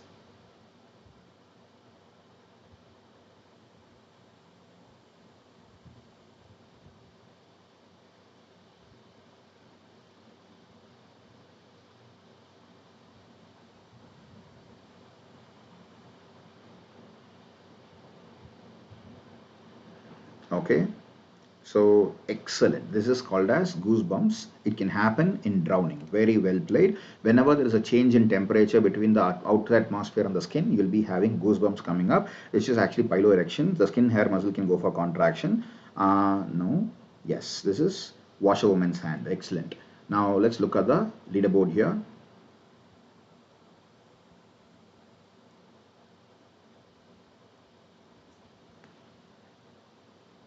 Surya, Swaminathan, Bill, Divya, Transposon, Salman, Transposon, Nandi, SH, Vaskir, and Karthik. Very well played.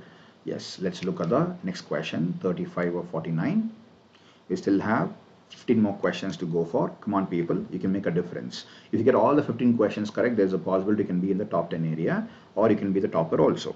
Answer fast to get more points. Preservative used for toxicological specimen. The third question case of forensic medicine. Preservative used for toxicological specimen. This is forensic medicine toxicology part. Is it 20% formal, 20% alcohol, 10% alcohol, saturated sodium chloride? Which one? Dr. SP, you can join the leaderboard by looking at the top of the screen here. Go to www.menti.com and use the code 27718383. If you go to that website, there will be a small box, only one page, one box. You fill that box with the code 27718383. You'll be allowed to enter into the quiz contest. You can start answering. Arun, I'm sorry. Raj Shekhar, I think you're slightly delayed. You can refresh the page because you are almost 15 minutes delayed, I guess. The right answer here is saturated sodium chloride. The preservative used in case of normal sample can be formalin. And definitely alcohol is not a very good sample for toxicological specimen. But if it is a toxicological specimen, you have to go for sodium chloride, which is saturated. You don't allow for any other kind of saturation. Why saturated? Because if the NaCl is completely filling the fluid, the toxicological sample's salt will not be able to enter into the preservative. That is why. Okay, this is the leaderboard. Surya, Swaminathan, Bill, Divya, Salman, Nandi, Vaskir, Transposon, Ish, Bidisha. Bidisha has come back into the top 10. Well played, Bidisha. Well played. So let's look at the leaderboard here. The question 36 of 49. Come on, people. Answer fast to get more points. Which of the following drugs is not used for H. pylori treatment? Think. It's a tricky question. Think. Oxytetracycline, bismuth compounds, amoxicillin, omeprazole. Which one is not used for H. pylori treatment?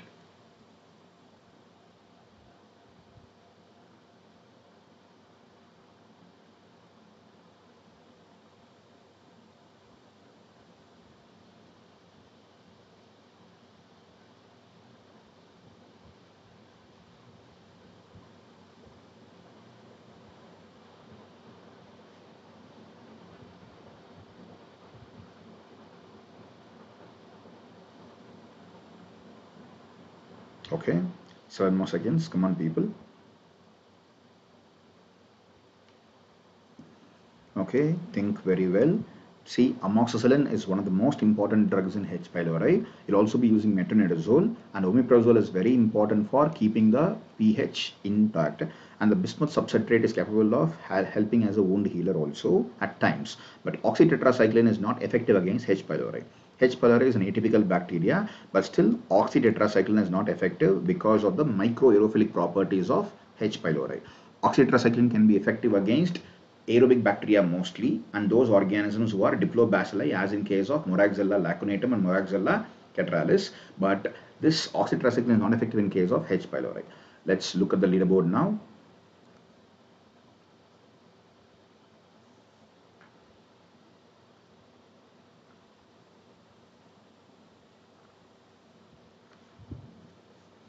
Okay, Surya, Swaminathan, Bill, Divya, Salman, Nandi, Transposon, SH, Vaskir, and Bidisha. Let's look at the next question. Question 37 of 49. Answer fast to get more points. Come on, people. The persistent suppression of bacterial growth that may occur after limited exposure to some antimicrobial drug is called as what? Persistent suppression after limited exposure to some antimicrobial drug is called as time-dependent killing, post-antibiotic effect, concentration-dependent killing, sequential killing. Which one?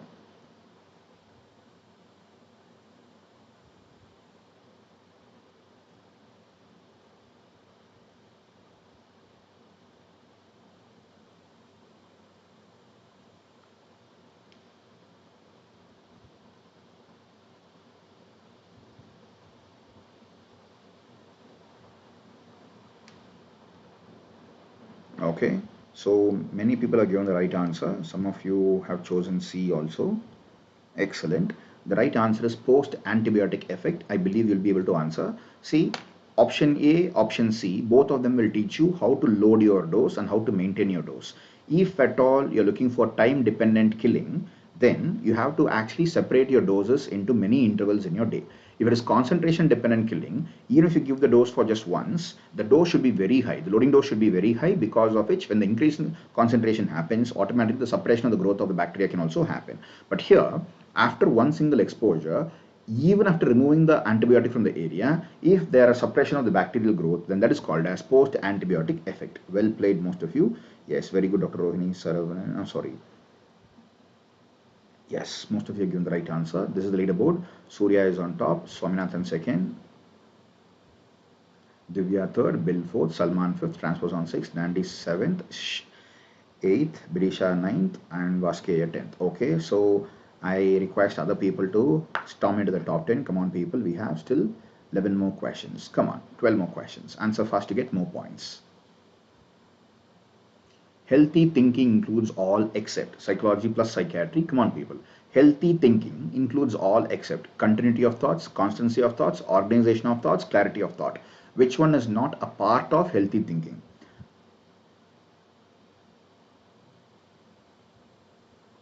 Which one is not a part of healthy thinking? Healthy thinking includes all except which one?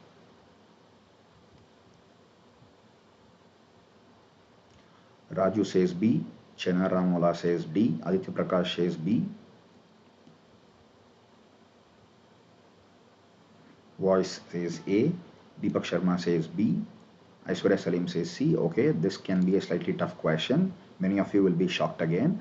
Remember, clarity of thought is not a part of healthy thinking. Definitely, clarity of thought is good, but it is not a part of the triad of healthy thinking. Healthy thinking is made up of three parts. One is continuity of the thought, next is the constancy of the thought, the third is organization of thought. You may think anything, but if you are not able to organize it well, then it is not healthy. And if at all you're thinking for a minute and then you're not able to think about it because your random access memory is not working well, then there is a lapse of memory, then it is also not healthy thinking. And continuity means what? For example, I am thinking, I am running from here to there. In that thought process, when I say I'm running from, that is actually also not healthy. Clarity of the thought may be actually not present always. Just because there is no clarity doesn't mean it is unhealthy thinking. Okay, let's move forward. Let's look at the leaderboard here. Only Divya and SH have gotten the right answer in the top 10 people. And still the top 10 people are maintaining themselves. Surya, Divya, Swaminathan, Bill, Salman, SH, Transposon, Nandi, Vidisha, Vasukya. Very well played. Let's look at the next question. Question 39 of 49. Come on, people. Let's do it. Answer fast to get more points. Formication and delusion of persecution occurs together in abuse with what? This is psychiatry plus toxicology. Formication and delusion of persecution occurs together in which abuse? Is it cocaine abuse? Is it amphetamine abuse? Is it cannabis abuse? Or is it LSD abuse? How constancy? Okay, very good question. Think about it. See, if I'm saying I'm not able to maintain the constant thought, that is, I have to say 1, 2, 3, 4, 5, 6. I have to keep on hitting the same deck 1, 2, 3, 4. Suddenly I become non-constant and I say 27. Or if I say ABCD, that is not a constant performance of my thoughts. If I'm not able to maintain that constancy, whatever I think, it may be jarred. But if I'm not able to maintain the constancy, then I cannot actually bring it under the triad of healthy thinking. Okay, what is formication, anybody? Can anybody tell me what is formication? The right answer is cocaine. Delusion of persecution is a very powerful delusion. People will think that somebody is coming to directly attack them every single minute. Can anybody tell me what is formication? Yes, anybody?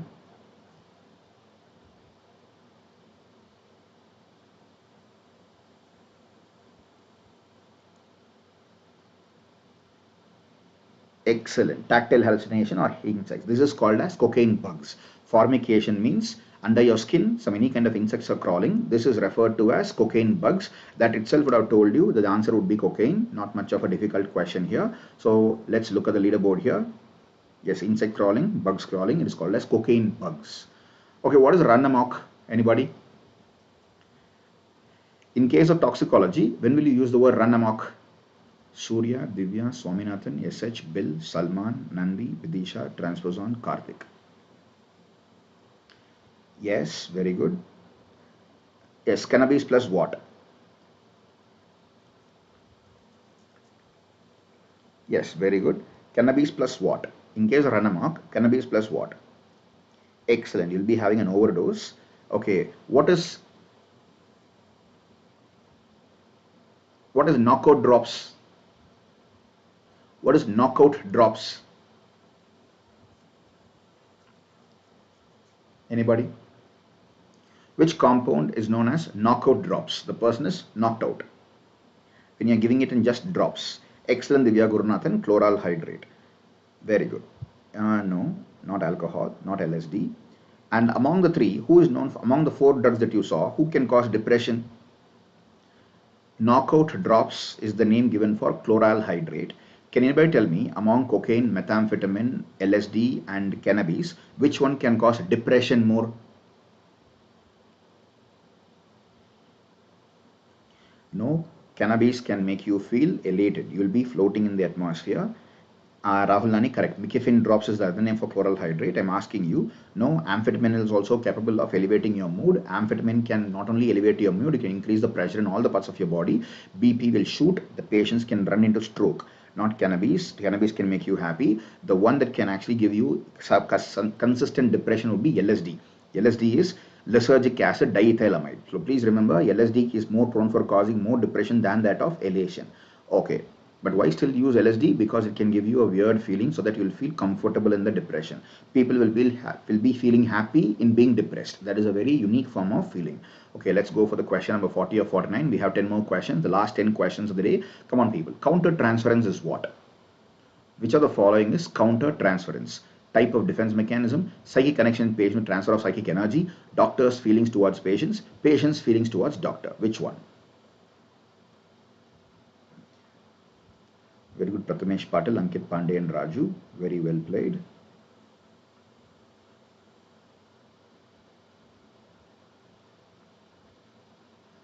Very good, Aishwarya Salim, Anushya Rajsekar, Raju, Natural Beauty, Pranav, oh, okay.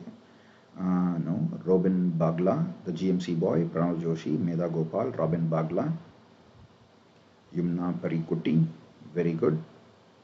So most of you have given the right answer. Yes, the right answer is, remember, what is transference? When a patient is having feelings towards a doctor, you call them as transference. That is, his feelings are transferred from him towards the doctor. What is countertransference? When the doctor starts reflecting his feeling and actually is able to reciprocate the feeling, you call it as countertransference. So the doctor falls in love. Yes, doctor falls in love, you call it as countertransference. So let's look at the leaderboard now.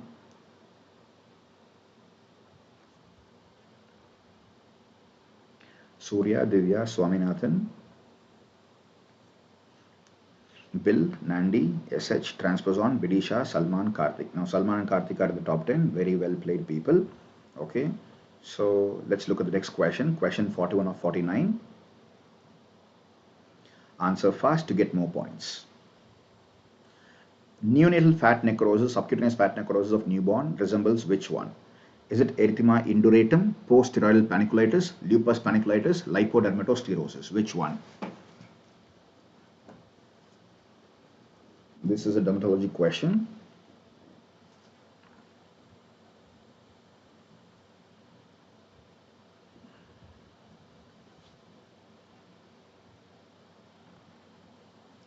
Harshada says D. Anybody else?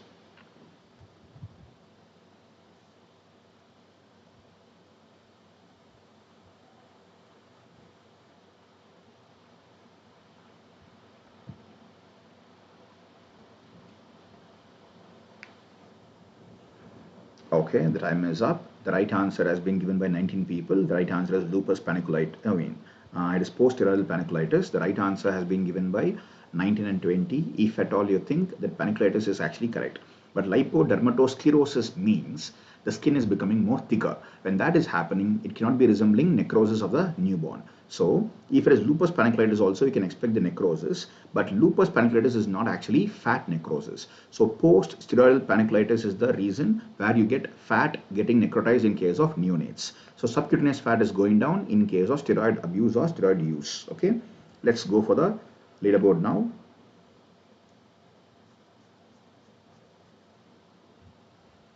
Bidisha alone has given the right answer at the top. Excellent. Let's see how many things Bidisha jumps. Wow, Bidisha has gone to the 5th position. Surya, Divya, Swaminathan, Bill, Bidisha, Nandi, SH, Transposon, Salman, Karthik. Come on, people. Still there is hope. You can actually get into the top 10.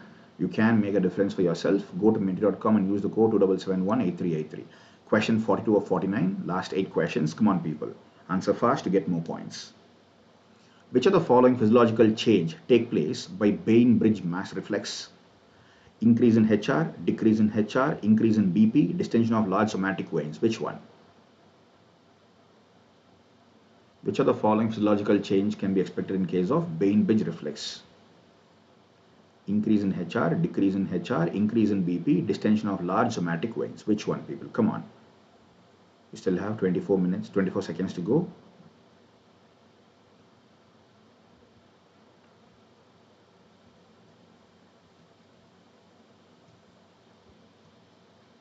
Wow, there is a person by the name Harrison Max. Very well, wonderful name. Come on, people.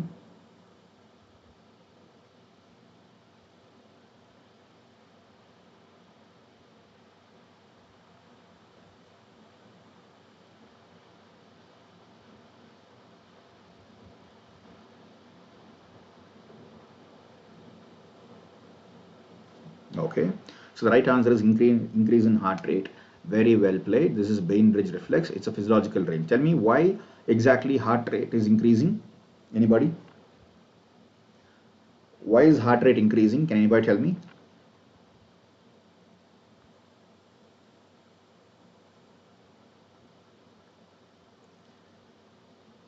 Okay, let's go to the leaderboard now.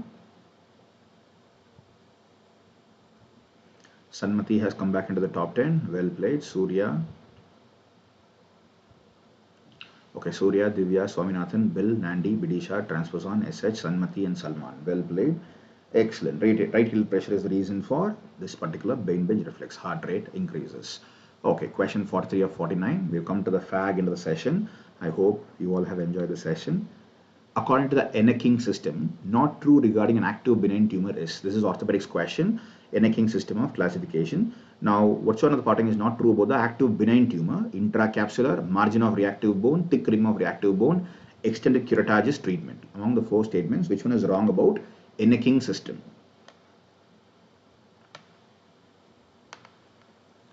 See, we are looking at active benign tumor. It is not stage 1, it is not stage 2, it is stage 3. So we can focus on it. Active benign tumor. It is tumor, it is benign, but it is active. So which of the following statements is not correct?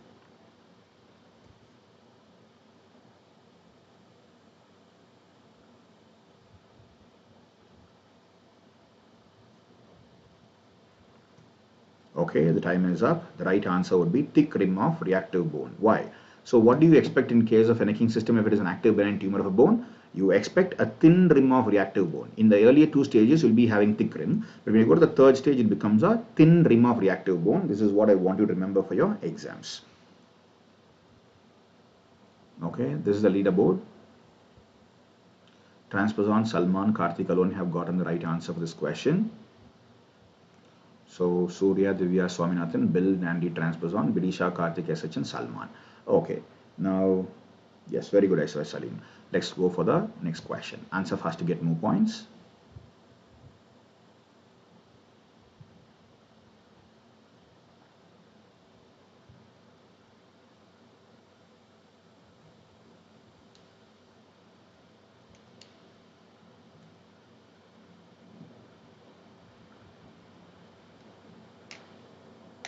Topical mitomycin C is used for what?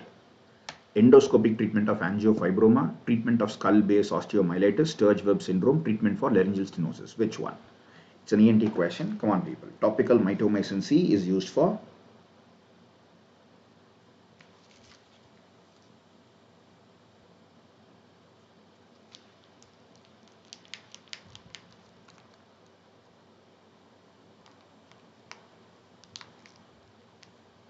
Okay. Aishwarya Salim and YC have given the right answers. Anybody else?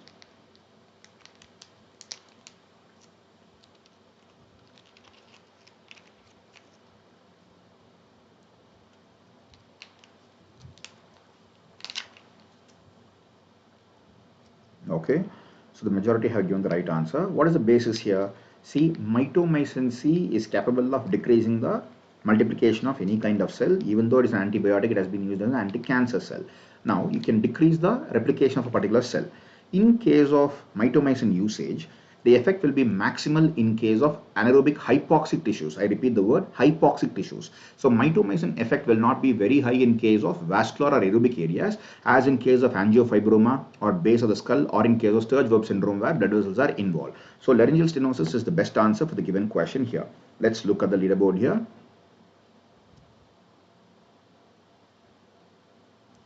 Surya, Divya, Swaminathan, Bill, Transposon, Nandi, Vidisha, SH, Salman, Sanmati, Karthikeyan. Very well played. Let's look at the next question. 45 of 49. Come on, people.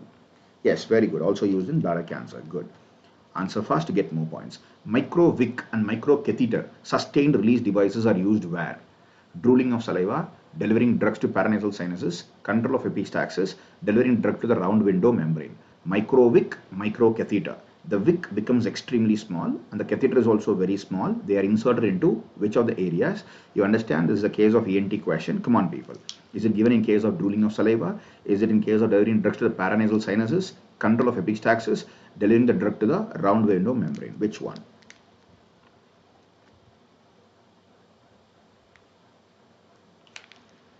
Okay, Aishwarya Salim says D. Sharad Chandra Banat says D. Medagopal says D. Chinaram Ola says D.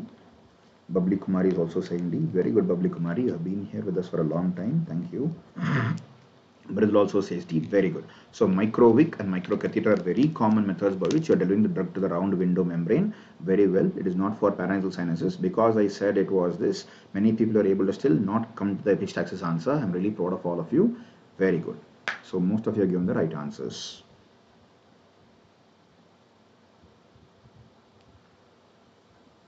Okay. Surya, Divya, Bill, Swaminathan, Transposon, Bedisha, Nandi, SH, Salman, Sanmati. Okay, come on, people. Those who have been pushed out of the top 10, you can still make it to the top 10 again. We have last 4 questions to go for. Come on, people.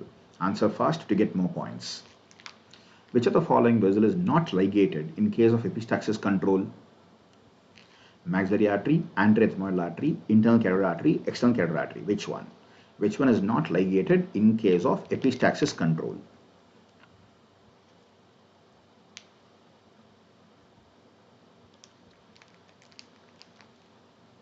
In case you're leaving the session, please put a thumbs up for this particular class so that other people also will be given notification about the class.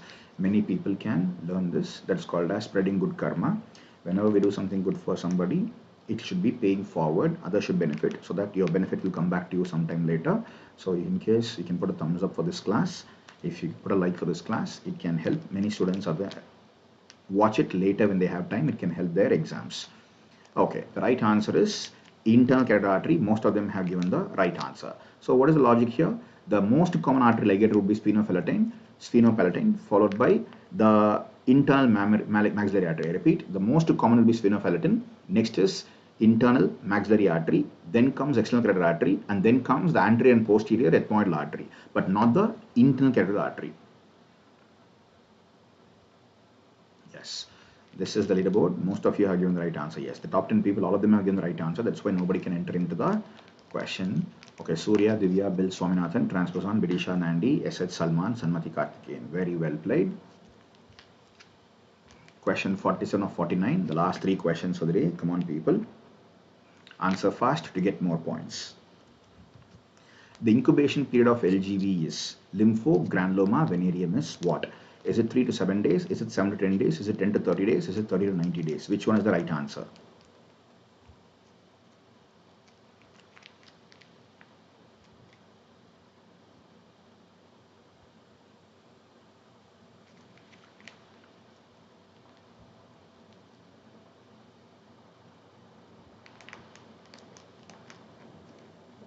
Dr. SP says D. Jayashanti says C. Aishwarya says A. Shahid Chandra says C. Anybody else?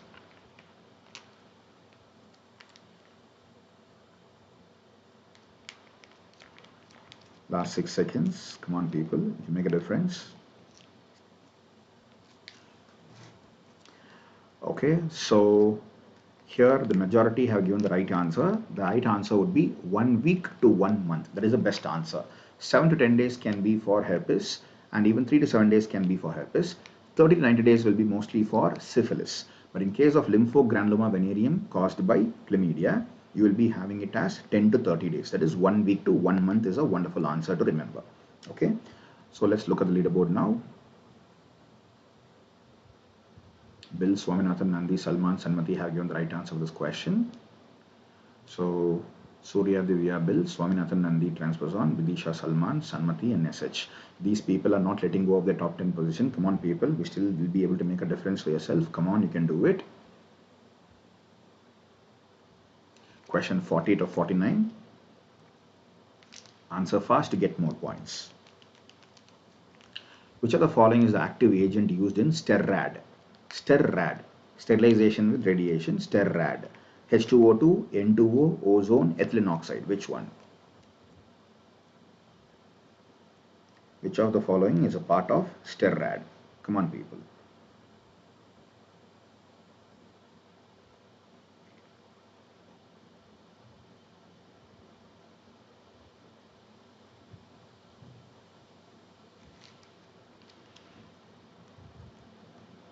Okay.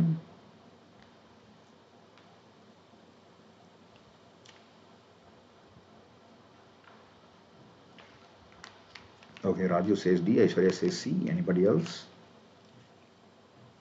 Okay, remember, STERRAD involves H2O2. Whenever you're using a gas along with that of plasma, I repeat, STERRAD is a place where you use hydrogen peroxide along with that of a low density or low intense plasma. So plasma along with that of this H2O2 can actually give you the best results in case of STERRAD.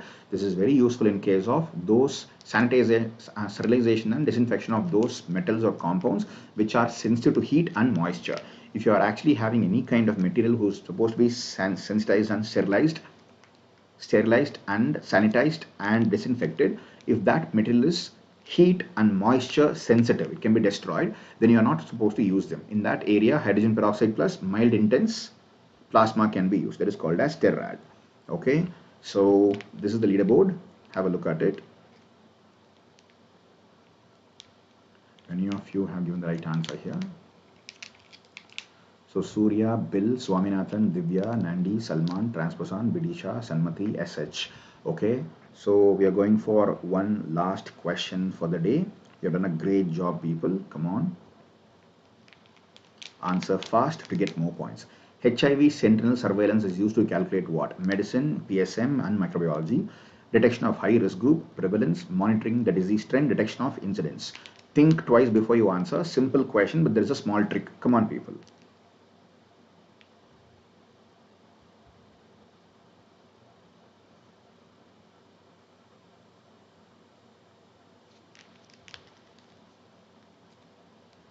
HIV sentinel surveillance is used to calculate what?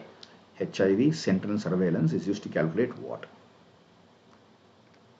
Aishwarya says C. Anybody else? Come on, people.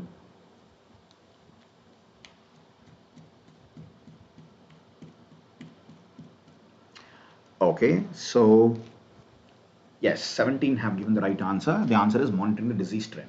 See, the question is about when you perform HIV sentinel surveillance, that is used for calculating what? That is used for monitoring the disease trend.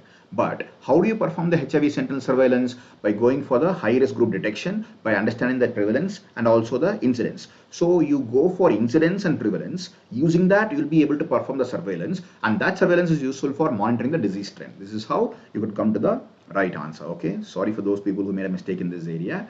So look at the leaderboard. This is the final leaderboard here. Surya has come on top, followed by, let's see who is the leaderboard here.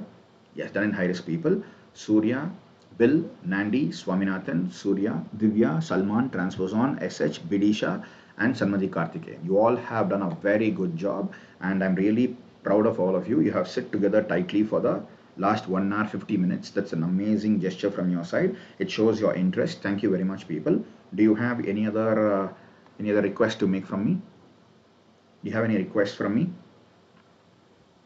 Congratulations to all the winners who are coming to the top 10. Congratulations to Surya for being the topper and Bill and Andy for being in the top 3. The problem is here, if at all you're not in the top 10, it doesn't mean that you're not good enough. If you are knowing what is your rank, that is to tell you that in the last 1.5 hours, we had almost 1,000 people walking in and out of the class. Out of all the people, you have come in the top 50. That is what you should be very proud of, okay? And do you have any special request to make? Yes, very good, Surya, Rahul Nani, Aruna Devi, Salman, Meda, Westfellow. Oh, Westfellow is calling himself Westfellow. No, you are also useful. That is what I'll tell you. Okay, so as I told you, let me show you the slide once again. See, I want you to know this, people. Revision strategy is nothing to be told right now, because the only thing that you can do right now is to do your MCQs. MCQs are a must. So look at this, people. I'm coming to you in the month of February, 4 different weeks on 4 different days. We'll be doing on 4 different days.